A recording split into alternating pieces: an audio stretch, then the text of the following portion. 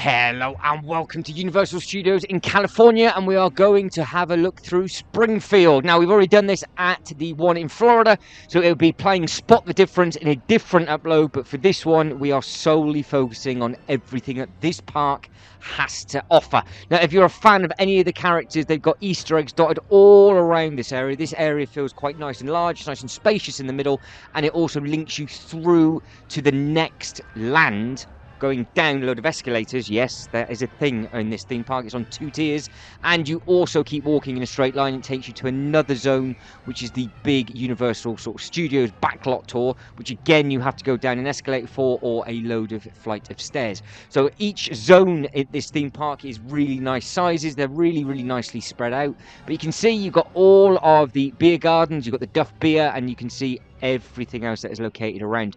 So at the time of me walking around, it was first thing in the morning. That's why all the shutters are down. Now they open up all the food and drinks staggered throughout the park, so at different times during the day you can then obviously go and get your bits and pieces. So first thing in the morning when the park opens up, you're not going to be able to get all your hot food, but then close to lunchtime all of that would be opened up. That area was really busy, and it was thriving on the inside. And we also have a look at the inside of Moe's and all of the really nice artwork that's actually on the inside of that. They have loads of sort of cartoon drawings and everything, and it almost looks like it was like sketches of different bits and pieces. But you can see to the left hand side that actually says lower lot. Now the lower lot is where the Super Mario Land and everything is now, and Jurassic Park is. That's a really interesting way of getting down. You've got loads of stairs you can either walk, or I think there's 5 massive escalators you've got to take as it staggers it's on its way down. And the Quick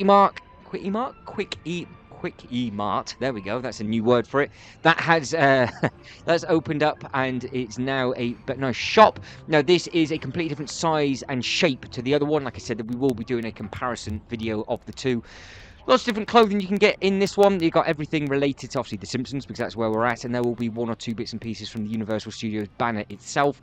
But this is its own standalone store, and it literally just past this, you then go on to what feels like is going to be the next land, but you sort of zigzag around. You see a really nice, all the hills and everything, you get really nice views, and then you go down into the actual backlot tour, which is a really good bit of fun.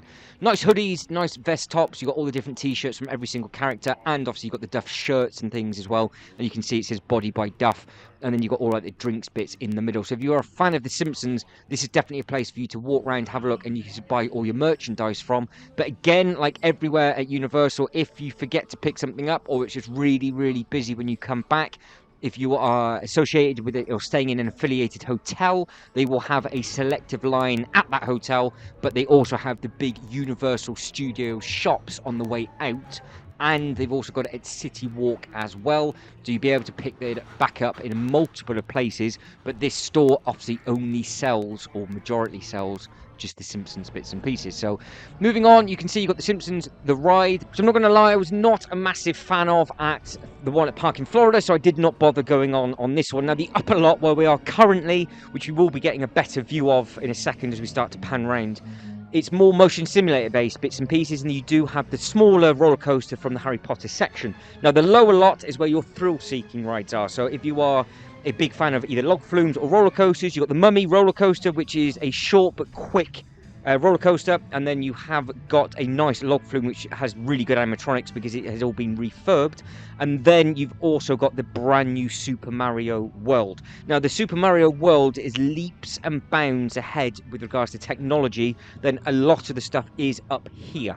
So it'll be very interesting to see over a period of time how much this park develops and moves forward, because there is a whole brand new theme park opening up under the Universal banner in Florida, which is going to have all of that new technology in. So I am doing my best to try and keep up with all of the Universal parks, because luckily for me, all the Universal parks are located very close to the Legoland parks, which means every time I go to a Legoland park, I can hit a Universal park as well, which is absolutely fantastic, and potentially might be able to do that in the UK soon as well, because they have just bought a plot of land over here. Now what you have to do is, like I said, you have to go down the escalators to then get yourself down to the next section of the ride, which is this backlot tour. So we'll be taking a little loop down here, and then we'll spin back round again and come straight back up, and this will be put into a completely separate video. But at least it gives you the idea of just how multiple leveled this park actually is, because it is literally built onto a side of a hill, and it is that steep you can't walk, so you have to go down these huge escalators instead. It's the first ever time I've seen it at a theme park. Legoland Windsor's steep, but you don't have an escalator to go down. You got all the zigzag paths, whereas with this, it is outrageous. The views that you get are absolutely stunning. Now, you can see the Quickie Mart on the left-hand side, and then you've got Stu's Disco as well. Like I said, there's lots and lots of Easter eggs, and if you keep your eyes peeled, there's lots of characters up at the top, so you can see that you've got the police station there. But if you look up at the top, you have got the criminals trying to escape as well. And then we will be getting into Moe's, and I do believe luckily, I had a 2-day pass, so you bought one, you got a day free, and you had like 6 days to come back to actually then use it, but you didn't need to book in for your second day. So on the second day, I came in a little bit later, and I just managed to go into Moe's and all the other bits and pieces that were closed when I walked around the first day. And again, it was really, really quiet because I went in there as they opened, and I did grab myself a bite to eat inside Moe's, which was nice. And they had some nice burgers and bits of food there and things like that, and you can get yourself some massive hot dogs in different places if you wanted to. And they have got like a nice eatery down at the Jurassic Park section if you wanted to. But Moe's, which is now we're going to be having a look at, that was my legs. I'm not taking that out. I can't be bothered to edit that bit out. So we will be going into Moe's in a second. So like I said, here we are. So you've got multiple ways in and through, but we'll go straight up the stairs. No, we're not. We're going to have a look to the right-hand side. Like I said, I'm watching this back for the first time. I have no idea what's going on with this. I'm not going to lie. I think the video files have been put into the wrong order. At some point, we will get inside Moe's and have a look at all the artwork and the different areas.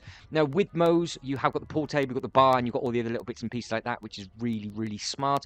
And again, you've got a lot of photo opportunities. You can see you've got Lard Lad Donuts, so you can grab yourself a load of donuts. You've got the photo opportunity to take a photo in front of all the police cars. And then you do also have like the trading card area at the front here, so that's just a really nice window display where you can just have a look at some of the comics, like the older comics that they've got there. Now, over the tannoy system, they're playing Bartman and the Simpsons theme tune and all sorts of different weird and wonderful music, really, really loud. That's why it's a complete voiceover with no background noise at all. Finally, we're in Moe's. So we're in here. It's a big bar. You can see that you've got all sorts of different bits and pieces, and all around the outside of the bar booths, it does look very, very impressive. Now, there's 3 restaurants located here, which is a massive difference compared to the one that they've got over in Florida. So that's why I am going to do a comparison side-by-side video, because the layouts are completely different with both. So you can see you've got all this nice drawing and all the little artwork on the side. But if you go upstairs, where you've got the additional seating, I thought upstairs would only be a small area. It's enormous. So you've got a huge amount of different bits and pieces to have a look at upstairs as well, with regards to all the different stuff from the different episodes and everything like that. So like I said, if you are a Simpsons fan, this really is a place that you want to try and come into, explore, and just have a good look around. So obviously, if you want to grab yourself a drink, this is the place to get it from, and you can obviously get a nice photo opportunity as well. But then if you want to get yourself some food, you've got a choice of going to the one that is directly behind me or the one that is directly in front of me. So the fascias that we've been walking around, they are all linked in on the inside. And again, you can sit down around here and actually sit and drink around the pool table, which is a pretty cool thing. So you can see you've got the chairs in the middle if you wanted to, or you can just sit around the outside to be a little bit more comfortable. TVs absolutely everywhere, and this is a different area. So this is your Crusty Burger. So you've got the Crusty Burger on this side, and I think you've got the Cletus Chicken on the other, I think is on the opposite side. And then I thought, well, I might as well just walk up the stairs, because I was thinking it wasn't going to be very, very big.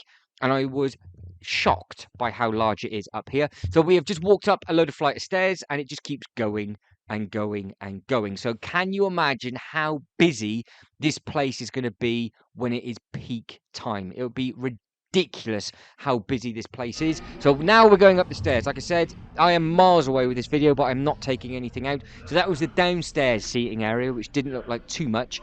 But as you come up for the Crusty Burger upstairs seating, lots and lots of nice artwork. So there is a huge amount of seating here. So if you're having to queue up for a burger for a good while, at least you know upstairs, hopefully, you will have somewhere to sit. But this bit in here looked very, very special, because it was completely different. All of this was reserved. So you can see here, look, they've got all the reserved bits on that table. Everywhere else, you could sit around the outside, but it did look like they had a huge party coming in at some point.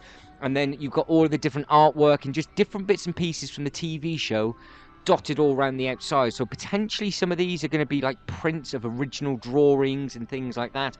It was quite interesting just to see it all and soak it all in, because after I'd filmed it, I did then just re-walk back around and just spot some different bits and pieces from like the shows, because you got like bowling pins and skateboards and different bits and pieces like that. So I'm assuming that there must have been real life props that they must have used for different TV shows that they've then brought into here and put behind the glass displays.